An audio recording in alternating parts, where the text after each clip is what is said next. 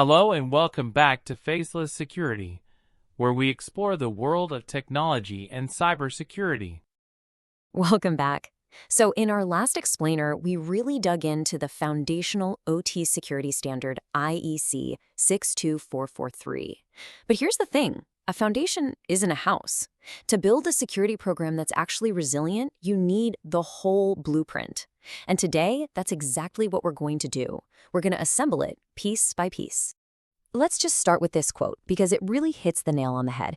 This is the core problem we're all trying to solve. It's not about picking the fanciest firewall.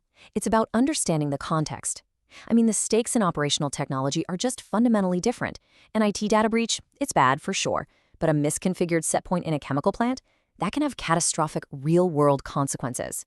And that right there is exactly why you can't just copy-paste the IT security playbook and expect it to work in an OT environment. It's a recipe for failure.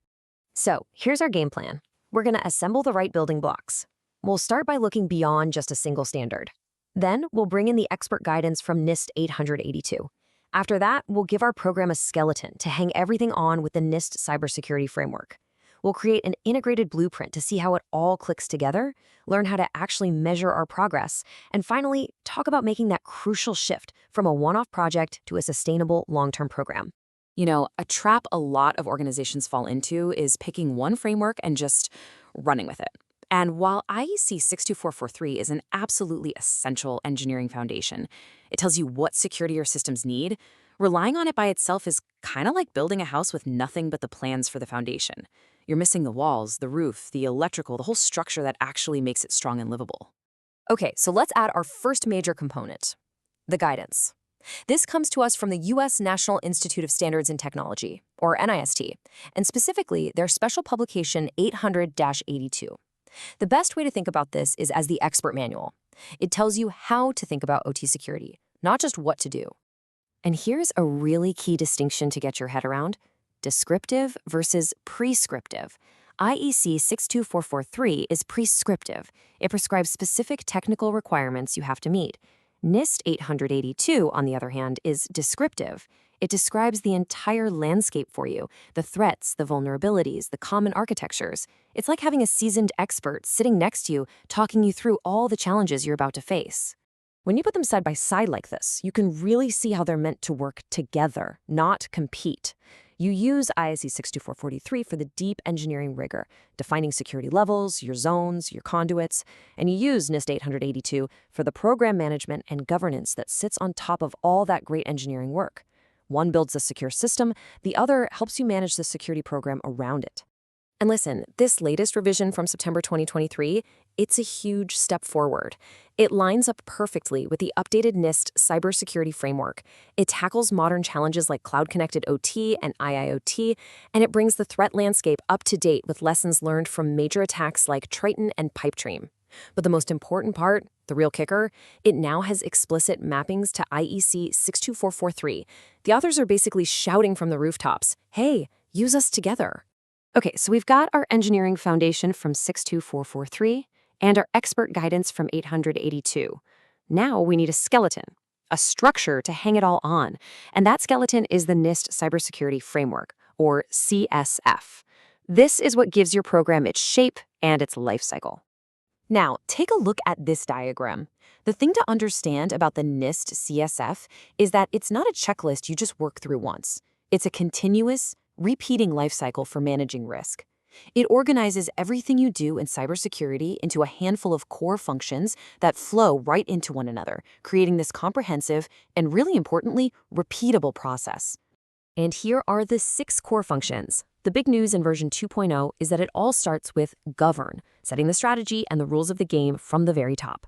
From there, it's a logical flow. You identify your assets and risks, you protect your critical services, you work to detect when something bad happens, and you have solid plans in place to respond and ultimately recover. It covers the entire timeline of a potential incident, from way before it happens to long after it's over. All right, this is where it all comes together. We have our foundation, our guidance, and our skeleton. Now for the aha moment. How do we actually snap all these pieces together into one single cohesive blueprint? The secret is actually pretty simple. You use the NIST CSF as the high-level life cycle for your whole program. It tells you what you need to be doing and in what order. Then you use IEC 62443 as your detailed technical engineering spec that tells you how to do it specifically for an OT environment. And this table just lays it out perfectly. Let's take the identify function as an example. The CSF tells you, hey, you need to identify your assets and risks. Great, but how do you do that in a plant? Well, that's when you turn to IEC 62443-3-2, which gives you the exact methodology for a risk assessment, which leads to a real deliverable like a zone and conduit diagram. See? Each function in the CSF is filled with specific OT-relevant engineering content from the 62443 standard. It's a perfect partnership. So, a blueprint is awesome, but how do you know if you're actually building it right?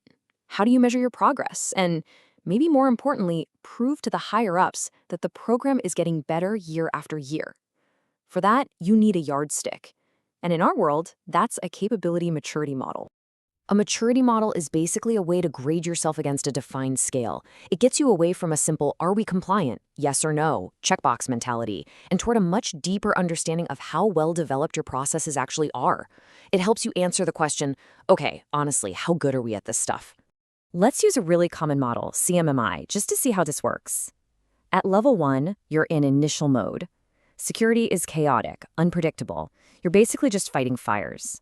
But as you mature, you get to level 3, where your processes are defined and proactive. And if you reach level 5, optimizing, you're not just doing things well, you're actively using data from your own environment to get better all the time. It gives you a clear roadmap for improvement. This brings us to our last, and I think most critical point. We've built this solid blueprint and we have a yardstick to measure it. But all of this is completely useless if it's all treated as a one-time project. We have to make the mental shift from thinking in terms of projects to thinking in terms of a program. This is a fundamental truth of security. You can go out and install the most advanced, expensive firewall in the world, but if you don't have a governance process to manage its rules, to update its firmware, to monitor its logs, its effectiveness is just going to decay over time. Technology is never a set-it-and-forget-it solution. And that governance absolutely has to be OT-specific. This example says it all. An IT policy might mandate multi-factor authentication everywhere. Makes sense, right? You're protecting data. But what happens if you apply that same blanket rule to an HMI, where an operator has 2 seconds to acknowledge a critical alarm? You could cause a process upset or even a trip. OT governance has to be context-aware, always putting safety and availability first. And really, when you boil it all down, it comes to this. These frameworks, IEC 62443, NIST 882, the NIST CSF, they're amazing, indispensable tools. But that's all they are. They're just tools. They don't secure systems by themselves. Real security comes from people. People with the expertise to take these tools and apply them in the unique, high-stakes context of the plant floor. So I'll leave you with this question to take back to your own organization. Take a really hard, honest look at what you're doing. Are you just knocking out a series of short-term, disconnected security projects? Or are you truly building a sustainable, governed, and continuously maturing program that's designed for the long haul? Because the answer to that question, well, it makes all the difference. Thank you for watching. Be sure to like, comment, and subscribe for more great content from Faceless Security.